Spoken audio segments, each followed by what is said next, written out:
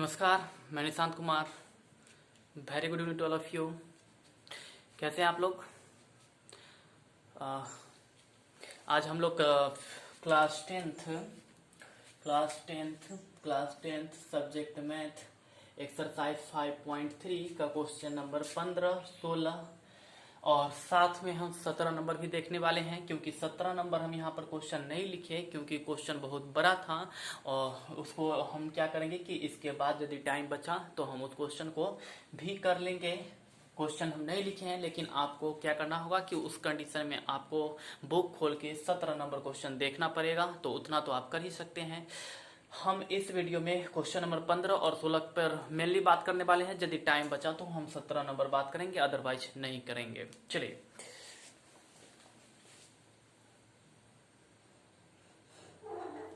चलिए 15 और 16 नंबर बात करने से पहले हम आपको बोलेंगे कि कुछ टेक्निकल प्रॉब्लम की वजह से एक्चुअली जिस समय हम क्वेश्चन नंबर 8 से लेकर के 14 तक रिकॉर्ड कर रहे थे तो उसमें क्या हुआ ना कि वो वीडियो ना मैंने 2 पार्ट में बनाया था। एक्चुअली हुआ क्या कि कुछ टेक्निकल प्रॉब्लम की वजह से वो 2 वीडियो जो है तो 4 वीडियो में बट गया, जिसके कारण वो क्वेश्चन अलग अलग हो गया। बट मैंने उसको अपलोड किया तो अपलोड करने में भी कुछ दिक्कत आई थी, लेकिन मैंने उसको कर दिया। तो आप यदि उस वीडियो को देखना चाहते हैं तो पार्ट 18, पार्ट 19, पार्ट 20 और पार्ट 21 के नाम से वो वीडियो आपके यूट्यूब मेरे चैनल पर यूट्यूब पे अवेलेबल है। तो आप इस प्रकार से सर्च करके देख सकते हैं। अदरवाइज अगर आप नहीं देखेंगे तो आपको प्रॉब्लम होगा और आप उस क्वेश्चन से वंचित भी रह जाएंगे। तो इसलिए हम कहेंगे कि आप जाकर के वहां से और सर्च करके देख कर करके और उसको पार्ट वाइज देख लीजिएगा। बिल्कुल आपको समझ में आ जाएगा, हर एक क्वेश्चन वाइज मिल जाएगा आपको। यदि आप पार्ट वाइज इधर उधर कर देंगे तो आपको क्वेश्चन भी समझ में नहीं आएगा और आप सही से कर भी नहीं सकते हैं और पढ़ने में मजा भी नहीं आएगा, इंटरेस्ट भी खत्म हो जाएगा। तो इंटरेस्ट खत्म नहीं करना है आपको। आपको क्या करना, वहां से जाकर के पार्ट वाइज देखते चलिए, कहीं कहीं से मत देखिएगा। बिल्कुल आप जहाँ तहीं से अगर देखते हैं ना तो क्या होगा कि आपको पढ़ने में इंटरेस्ट नहीं आएगा, फिर आप छोड़ देंगे, जो क्वेश्चन करना चाहेंगे वो भी नहीं कर पाएंगे। और दूसरी नंबर बात कि जो स्टूडेंट्स हमारे चैनल को सब्सक्राइब नहीं किए हैं वो सब्सक्राइब कर लीजिए, क्योंकि कोई भी यदि वीडियो अगर जारी होगा तो उसका नोटिफिकेशन आप तक जाएगा। अदरवाइज अगर आप सब्सक्राइब नहीं करते हैं तो आप तक नोटिफिकेशन नहीं जाएगा और आप उस वीडियो से वंचित रहेंगे। फिलहाल हम क्वेश्चन नंबर 15 पे बात करने वाले हैं। तो हम कहेंगे कि आप एक बार क्वेश्चन नंबर 15 बुक खोल करके देख लीजिए, क्योंकि बोर्ड पे छोटा छोटा लिखने की वजह से या फिर आपके मोबाइल के ब्राइटनेस कम होने की वजह से, अदरवाइज नेट के प्रॉब्लम होने से आप क्वेश्चन पढ़ने में असक्षम हो सकते हैं। तो हम सजेस्ट करेंगे कि आप एक बार अपने बुक खोल करके क्वेश्चन देख लीजिए। ऐसे हम आपको पढ़ करके बता देते हैं। और हाँ, हमारे वीडियो को लाइक्स और शेयर करते रहिएगा। फिलहाल अभी हम क्वेश्चन नंबर 15 पे बात करने वाले हैं। निर्माण कार्य से संबंधित किसी ठेके में एक निश्चित तिथि के बाद कार्य को विलंब से पूरा करने के लिए जुर्माना लगाने का प्रावधान इस प्रकार है। पहले दिन के लिए 200 रुपया। हाँ चलो, जैसे कि आप लोग भी कभी अगर बुक लेते होंगे कहीं से, जैसे लाइब्रेरी से, या फिर आपका एक फी स्ट्रक्चर होता होगा स्कूल फी, तो मान लीजिए आप लोग को इस प्रकार से डेट मिलता होगा कि यदि आप 20 तारीख तक कर देते हैं तो आपको 200 रुपया लगेगा। 20 तारीख तक अगर आप करते हैं, 20 तारीख तक यदि आप करते हैं, 20 तारीख तक करते हैं तो आपको 200 रुपया लगेगा। यदि आप 21 तारीख एक दिन लेट कर देते हैं तो आपको लगता है, मान लीजिए 5 रुपया बढ़ जाएगा, 205। फिर एक दिन और यदि आप लेट करते हैं तो आपको 5 रुपया फिर बढ़ जाएगा, 210। फिर अगर आप 23 तारीख को करते हैं, एक दिन फिर से लेट करते हैं तो 215, 24। फिर से अगर आप 1 तारीख लेट करते हैं तो इस प्रकार से 220 रुपया हो जाएगा। मतलब कि जितना दिन आप लेट करते हैं तो उतना दिन क्या हो रहा है कि हर दिन 5-5 रुपया बढ़ते जा रहा है। सेम क्वेश्चन ये भी है कि एक ठेकेदार है जो किसी काम को करता है। यदि वह एक दिन लेट करता है, पहला दिन लेट करता है, पहले दिन के लिए उसको 200 रुपया लगता है। पहले दिन के लिए उसको 200 रुपया लगता है। दूसरे दिन के लिए उसको 250। यहाँ पर आपकी किताब में होगा दूसरे दिन के लिए, मैंने क्वेश्चन को शॉर्ट करने के लिए सेकेंड डे लिख दिया है। सेकेंड डे, दूसरे दिन उसको लगता है 250। तीसरे दिन थर्ड डे उसको लगता है 300। etc। और इस प्रकार से प्रत्येक अगले दिन, प्रत्येक नेक्स्ट डे जो होता है उसको पिछले दिन से 50 रुपया अधिक लगता है। प्रत्येक अगले दिन उसको पिछले दिन से 50 रुपया अधिक लगता है। मतलब कि ये 300, तो फिर अगला दिन उसको 350 लगेगा, अगला दिन 400 लगेगा, फिर 450, इस प्रकार से उसको लगता है। तो एक ठेकेदार को टोटल लेट फाइन कितना देना पड़ेगा यदि वह 30 दिन लेट कर दे। 30 दिन लेट कर दे, 30 दिन यदि वह लेट कर दे तो उसको टोटल कितना फाइन देना पड़ेगा, ये आपको बताना है। ये आपको बताना है। मतलब एक ठेकेदार है जो काम करता है, यदि वह एक दिन लेट करता है तो एक दिन लेट करता है तो पहला दिन उसको 200 रुपया, और उसके बाद प्रत्येक दिन 50-50 रुपया उसका बढ़ते जाता है। तो 250, 300, 350। तो यदि वह 30 दिन लेट कर दे, 30 दिन, तो उसको कितना पेमेंट करना पड़ेगा। देखो कितनी राशि अदा करनी पड़ेगी यदि वे 30 दिन विलंब करता है। यदि उस काम को अगर वह 30 दिन विलंब करता है तो उसको कितना राशि देना पड़ेगा, ये आपको निकालना है। मैंने एक प्रकार का यहाँ पर एग्जाम्पल दिया था, तो आप यहाँ से आप देख सकते हैं कि यदि आप इसका एपी लिखना चाहेंगे तो पहला का एपी हो जाएगा 200, फिर होगा 205, फिर होगा 210, 215।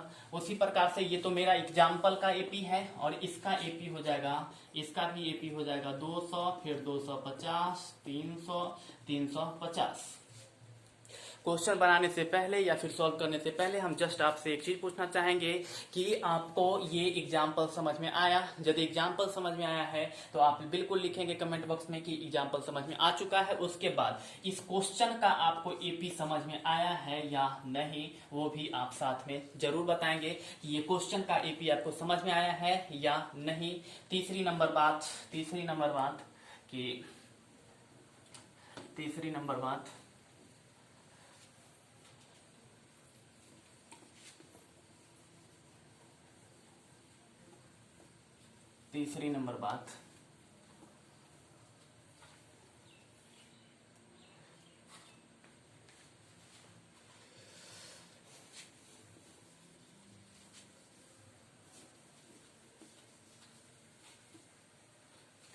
बात कि हम फॉर्मूला लिखे थे, आप लोग को फॉर्मूला याद हुआ या नहीं। ए एन बराबर ए प्लस में N minus 1 into D, S N बराबर में एन बाई 2 इंटू में 2a प्लस में एन माइनस 1 इंटू डी। उसके बाद इसी को हम लिख सकते हैं एन बाई 2 इंटू में a प्लस में nth टर्म, और इसी को हम लिख सकते हैं एन बाई 2 इंटू में a प्लस में l। आपको यदि याद है तो आप लिखेंगे ये सर फॉर्मूला पूरी तरह से याद हो चुका है। चलिए हम क्वेश्चन पे चलते हैं। तो आप यहां से क्या लिख सकते हैं कि दी गई सूचना के अनुसार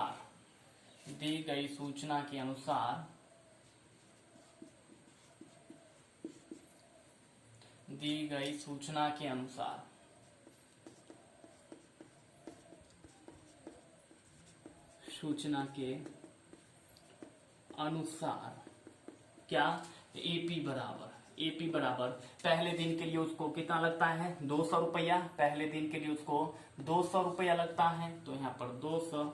फिर अगला दिन उसको लगता है 250 रुपया, फिर अगला दिन लगता है उसको 300 रुपया, और इस प्रकार से उसको फिर अगला दिन लगता है 350, और इस प्रकार से उसको लगता है। तो यदि वह 30 दिन लेट कर दे तो उसको कुल राशि कितना जमा करना पड़ेगा, जुर्माना के रूप में उसे कितना जमा करना पड़ेगा। तो आप यहाँ पर देख सकते हैं कि ये 30 दिन का है, इसका मतलब n बराबर में 30 होगा, और a बराबर में आपके पास यहाँ पर है 200। तो d बराबर निकाल लीजिए a2 माइनस में a1 बराबर a2 है आपका 250 माइनस में 200 बराबर में कितना आ जाएगा, तो 50। तो आपका n निकल चुका है, a निकल चुका है और d निकल चुका है। तो अब आप निकालेंगे नाउ 30 दिन का निकालना है, तो इसलिए पहले एस एन बराबर फॉर्मूला लिख लीजिए। तो n by 2 into 2a plus में एन माइनस 1 इंटू डी। तो एस 30 बराबर में 30 बटा में 2 इंटू 2a प्लस में n माइनस 1 यानी कि 30 माइनस में 1 गुने में d। तो बराबर में इसको काट दीजिए, तो 15 यानी कि 15 2 और a की जगह पर आपके पास है 200, यानी कि यहाँ पर 200 प्लस में 30 में से कर लीजिएगा तो 29 और डी का मान है आपके पास 50 ये। अब इसको और नेक्स्ट कैलकुलेट कर लीजिए। नेक्स्ट कैलकुलेट करने के बाद आपके पास आ जाएगा 15, ये 200 को 2 से कर लेंगे तो 400, प्लस में 29 को 5 से कर लेंगे तो यहाँ पर हो जाएगा 45, 5 4 5 10 4 14, ये 0 1450। उसके बाद 1450 प्लस में 400 इंटू में 15 इंटू में 15 एक सेकेंड, 15 इंटू में 1450 प्लस में 400 यानी कि 15 गुने में 1450 और 400 को यदि जोड़ लेते हैं तो 1850। तो आपके पास यहाँ पर जो मल्टीप्लाई होकर के आएगा वो आप कमेंट बॉक्स में मुझे बताएंगे कि गुना करके आपके पास कितना आ रहा है, मल्टीप्लाई होकर के कितना आ रहा है। और जितना मल्टीप्लाई होकर के आएगा उतना उस ठेकेदार को 30 दिन में जुर्माना भरना पड़ेगा। तो ये आपका क्वेश्चन नंबर 15 कंप्लीट हो चुका है। तो यदि आप इसको लिखना चाहेंगे तो या तो आप स्क्रीनशॉट ले लीजिए या फिर वीडियो को पॉज करके लिख सकते हैं। फिलहाल हम लोग क्वेश्चन नंबर 16 पे बात करेंगे, तो जल्दी से इसका आप स्क्रीनशॉट ले लीजिए।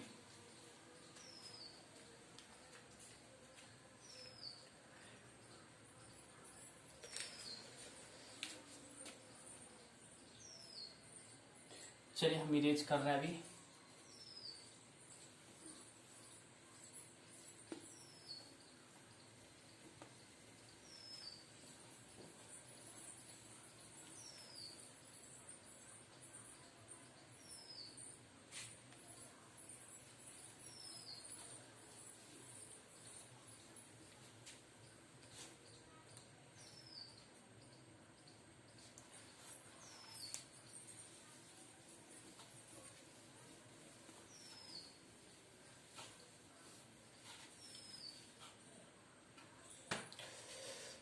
नेक्स्ट क्वेश्चन है 16 नंबर।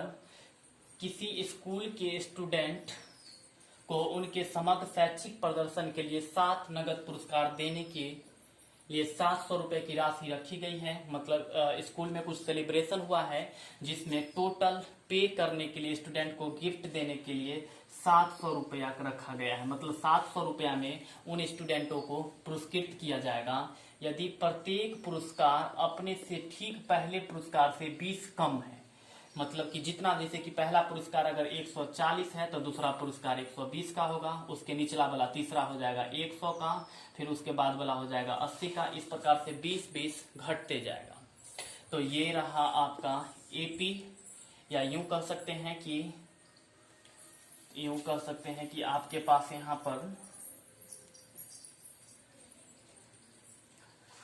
पर किसी स्कूल के स्टूडेंट को शैक्षिक प्रदर्शन के लिए, मतलब कि SN बराबर में टोटल अमाउंट कितना था 700। इसका मतलब कि यहाँ पर आपके पास SN हो गया 700 और D बराबर जो होगा वो -20 होगा, क्योंकि प्रत्येक पुरस्कार अपने से ठीक पहले पुरस्कार से 20 कम है, इसलिए D बराबर -20। क्योंकि D जो होगा वह घटते जा रहा है, माइनस होते जा रहा है, इसलिए D बराबर -20 होगा। और यहाँ पर N बराबर हो जाएगा कितना, तो 7, क्योंकि किसी स्कूल स्टूडेंट को उनके समग्र प्रदर्शन के लिए 7 नगद पुरस्कार है, इसलिए N बराबर 7 हो जाएगा। तो आपको क्या करना है कि तो प्रत्येक पुरस्कार का मान ज्ञात करना है। प्रत्येक पुरस्कार जो गिफ्ट है वो उसका वैल्यू निकालना है। तो आप यहाँ पर देख सकते हैं कि टोटल वैल्यू था 700 और 20-20 कमते जा रहा है, इसलिए D बराबर -20 और 7 पुरस्कार है, इसलिए N बराबर 7। तो आपको क्या करना है कि प्रत्येक पुरस्कार का मान निकालना है। तो प्रत्येक पुरस्कार का मान कैसे निकालेंगे, तो यहाँ पर ध्यान देंगे। नाउ यहाँ पर लिखेंगे नाउ SN बराबर में 700, SN का फॉर्मूला होता है N/2 इंटू में 2A प्लस में N-1 इंटू D बराबर में 700 n के जगह पर 7, इसलिए n का वैल्यू रख दीजिए। तो 7 बटा में 2 गुने में 2, a की जगह पर कुछ नहीं है, प्लस में n के जगह पर है 7 माइनस में 1 गुने में d बराबर में 700। 7 बटा में 2 तो यहाँ पर हो जाएगा आपका 2a प्लस में 6 और d के जगह पर आपका है -20, इसलिए यहाँ पर रख देंगे -20 बराबर में 700। उसके बाद यहाँ पर हो जाएगा 7 बटा में 2 और ये हो जाएगा आपका 7 बटा 2, उसके बाद 2a, उसके बाद है आपका 2a, अब 20 छोक -120 बराबर में 700।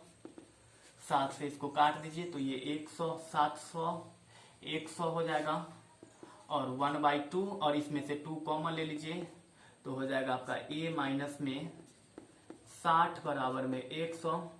2 से 2 कैंसिल तो a माइनस में 60 बराबर में 100, तो a बराबर में हो जाएगा 100 प्लस में 60, देयरफॉर a बराबर में 160। a का मान निकल चुका है 160, मतलब कि प्रथम पुरस्कार का कीमत 160 रुपया हो गया। प्रथम पुरस्कार का मान 160 हुआ, तो दूसरे का क्या होगा, तो 160 में से 20 घटा लीजिए 140। तीसरे का कितना होगा, तो 140 में से 20 घटा लीजिएगा तो 120। इस प्रकार से 20 घटते चला जाएगा, 7 इस प्रकार से निकलेगा। हम फिर से एक बार इस क्वेश्चन को क्लियर कर देते हैं फिर से कि स्कूल में शैक्षिक प्रदर्शन करवाने के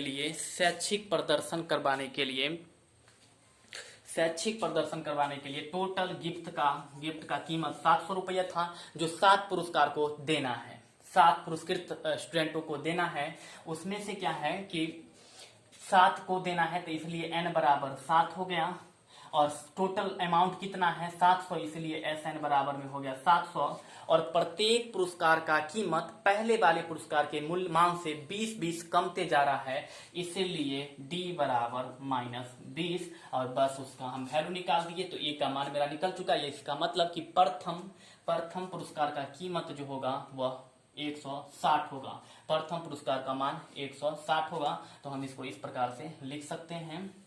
हम इधर इरेज कर रहे हैं, तो आप यदि लिखना चाहेंगे तो इसको स्क्रीनशॉट ले लीजिए इसका, या फिर वीडियो को पॉज करके लिख लीजिए। हम अभी इसको इरेज कर रहे हैं, इसको।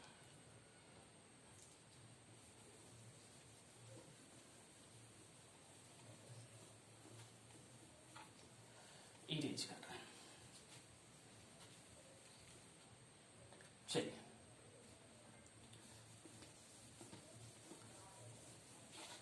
हैं। चलिए इसको देखिए, अर्थात फर्स्ट प्राइज का मान कितना हो जाएगा 160। सेकेंड प्राइज का मान हो जाएगा आपका 160 माइनस में 20 बराबर में 140। थर्ड प्राइज का मान हो जाएगा 160 माइनस में 20 घटा सकते हैं, तो यहाँ पर अब 40 घटेगा तो -120, क्योंकि 20 घटते जा रहा है।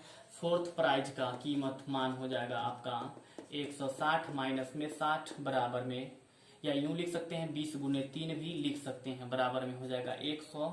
फिफ्थ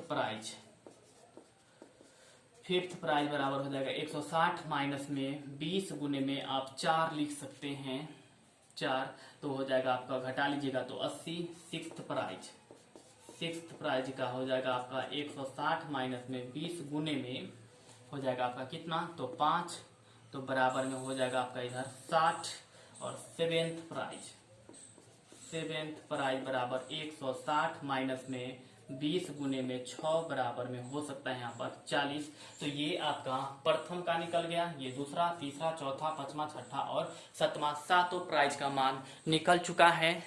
तो इस प्रकार से आपका क्वेश्चन नंबर 16 कंप्लीट हो गया है। यदि आप इसको लिखना चाहेंगे तो आप इसका स्क्रीनशॉट ले लीजिए, या फिर वीडियो को पॉज करके लिख लीजिए, और साथ में यह भी बताइएगा कि क्या आपको क्वेश्चन नंबर 16 समझ में आया या नहीं। हम फिर से बता देते हैं, टोटल अमाउंट 700 था, जिसको पुरस्कार के रूप में व्यक्त करना था। तो SN बराबर 700 हो गया और प्रत्येक का पुरस्कार का मान पहले के पुरस्कार से 20-20 घटते आ रहा था, इसलिए D जो होगा माइनस में 20 होगा। उसके बाद 7 पुरस्कार था, इसलिए N बराबर 7 था। तो प्रत्येक सातों पुरस्कार का मान क्या था वो निकालना था। तो A निकल गया, मतलब कि प्रथम पुरस्कार का मान 160 निकल गया और उसके बाद सब में से 20-20 घटाते चले जाएंगे। तो इस प्रकार से पहला, दूसरा, तीसरा, चौथा, पांचवा, छठा, सातवां सबका मान निकल गया है। इस प्रकार से आपका क्वेश्चन नंबर 16 समाप्त है। तो आपको 16 नंबर समझ में आया या नहीं वो आप मुझे जरूर कमेंट बॉक्स में बताएंगे। और हम ये सब तो निकाल ही दिए, इसमें आपको कुछ करना है नहीं। तो आप मुझे सिर्फ इतना बताइएगा कि 16 नंबर समझ में आया या नहीं, और साथ में आपको 15 नंबर के लिए भी बताना है। हम 17 नंबर पे बात करेंगे। तो एक बार आप लोग 17 नंबर क्वेश्चन बुक से पढ़ लीजिए, क्योंकि हम इस क्वेश्चन को यहाँ पर नहीं लिखे हैं। 17 नंबर मेरे पास अवेलेबल नहीं है, इसलिए हम सजेस्ट करेंगे कि आप उसको लिख लीजिए, देख लीजिए उसको, देख लीजिएगा, एक बार देख लीजिएगा। 17 नंबर क्वेश्चन, 17 नंबर क्वेश्चन,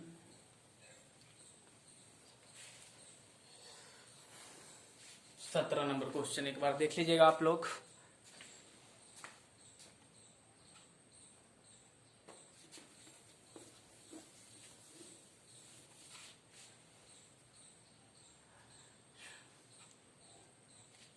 सत्रह का सॉल्यूशन हम बता देते हैं आप लोग को, क्वेश्चन क्या है वो भी हम बता देते हैं।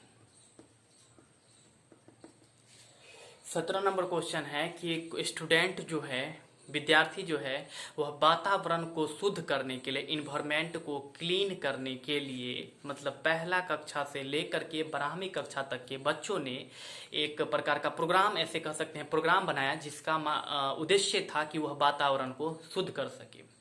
उस उद्देश्य के अनुसार क्या था कि पहला कक्षा का जो स्टूडेंट होगा वो 1 पेड़ लगाएगा, दूसरा कक्षा मतलब सेकेंड क्लास का स्टूडेंट 2 पेड़ लगाएगा, तीसरा कक्षा 3 क्लास का बच्चा 3 पेड़ लगाएगा, चौथा क्लास का बच्चा 4 पेड़ लगाएगा। इस प्रकार से 12वीं क्लास तक का बच्चा इस प्रकार से पेड़ लगाएगा।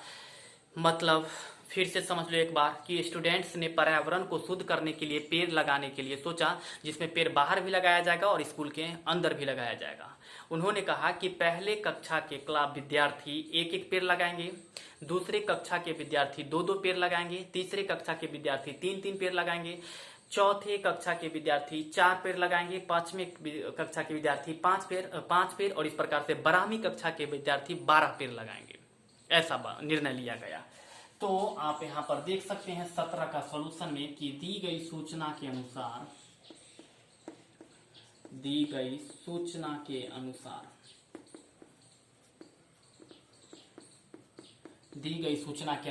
क्या होगा।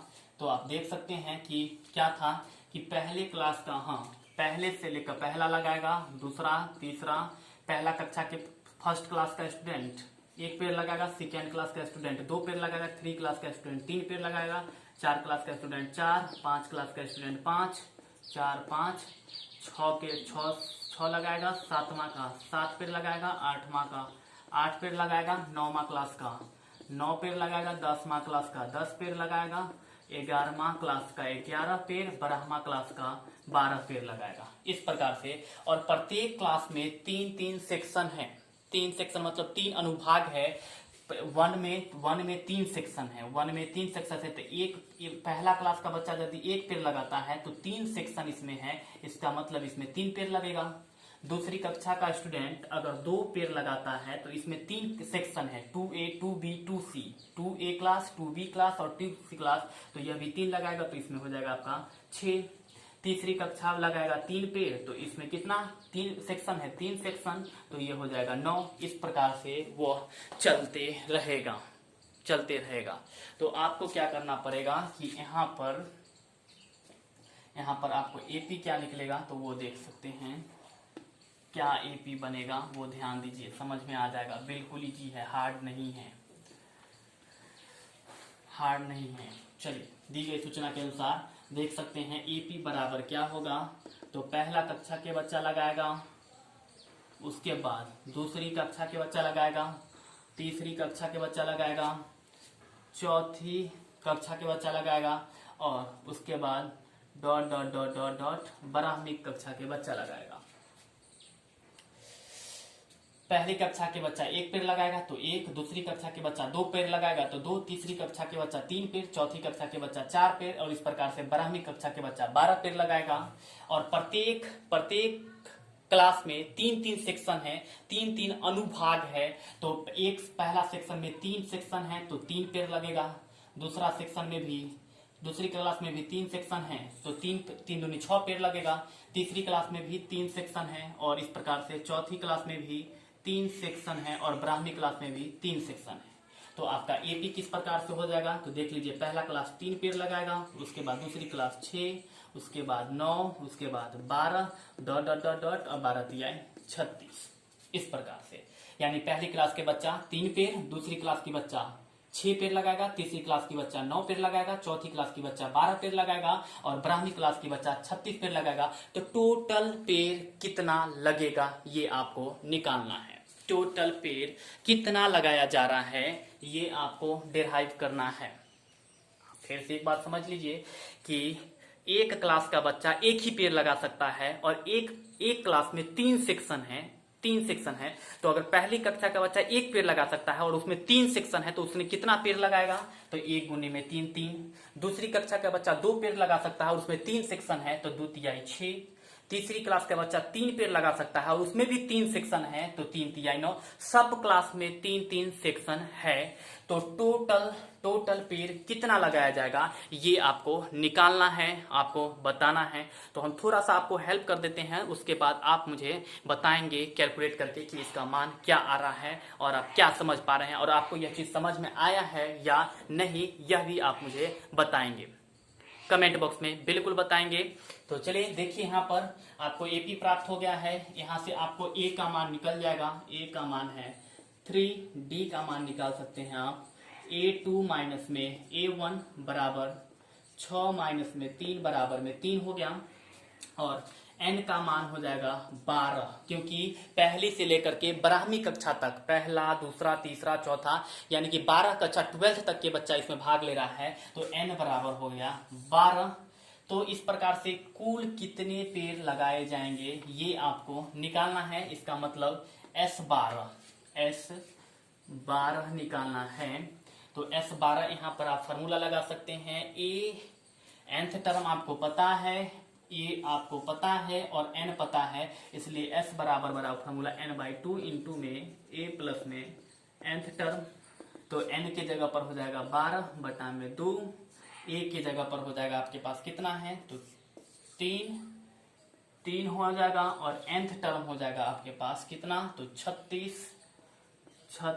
2 से इसको काट दीजिए तो 6, यानी कि 36 गुण प्लस में 3 कितना हो गया 39। तो आप इसको गुना करके देख लेंगे, जितना पेड़ हो जाएगा गुना करके, इसका मतलब कि पहली कक्षा से लेकर के 12वीं कक्षा तक के स्टूडेंट मिल करके इतना पेड़ लगाएंगे। तो आप अर्थात में नीचे लिखेंगे, अर्थात कक्षा 1 से लेकर के कक्षा 12वीं तक के विद्यार्थियों द्वारा लगाया गया कुल पेड़ों की संख्या जो आपको गुना करके आएगा वो आप लिख देंगे। और इस प्रकार से आपका क्वेश्चन नंबर 17 कंप्लीट हो गया है। और मैंने पहले बोला था कि हम यहाँ पर क्वेश्चन नहीं लिखे हैं, वो आपको अपने बुक से पढ़ना है, आप अपने बुक से पढ़ करके समझिएगा। तो इस प्रकार से आपका क्वेश्चन नंबर 15, 16 और 17 इस वीडियो में कंप्लीट हो चुका है। अब आपका बच रहा है क्वेश्चन नंबर 18, 19 और 20। तो यदि आपका ये 3 क्वेश्चन समाप्त हो जाता है, इसका मतलब कि आपका ये चैप्टर समांतर श्रेणी, जिसको हम अर्थमेटिक प्रोग्रेशन के नाम से जानते हैं, वह समाप्त हो जाएगा। लेकिन चलिए वो आपको हम नेक्स्ट वीडियो में करके देंगे। इस वीडियो में आपके लिए इतना ही है। क्वेश्चन नंबर 15, 16 और 17 याद रखिएगा। आपको बताना है कि क्वेश्चन नंबर 15 समझ में आया या नहीं, क्वेश्चन नंबर 16 समझ में आया या नहीं, 17 समझ में आया या नहीं। यदि समझ में नहीं आएगा तो बस हम आपको एक ही चीज़ सजेस्ट करने वाले हैं कि आप वीडियो को दोबारा प्ले करके देखिए, डेफिनेटली समझ में आएगा, निश्चित रूप से आपको समझ में आएगा। चलिए, आप हमारे वीडियो को शेयर करते रहिएगा, लाइक्स करते रहिएगा, और जो स्टूडेंट हमारे चैनल को सब्सक्राइब नहीं किए हैं वो सब्सक्राइब कर लीजिएगा। आज की वीडियो में इतना ही, तब तक के लिए धन्यवाद। मिलते हैं फिर नेक्स्ट वीडियो में।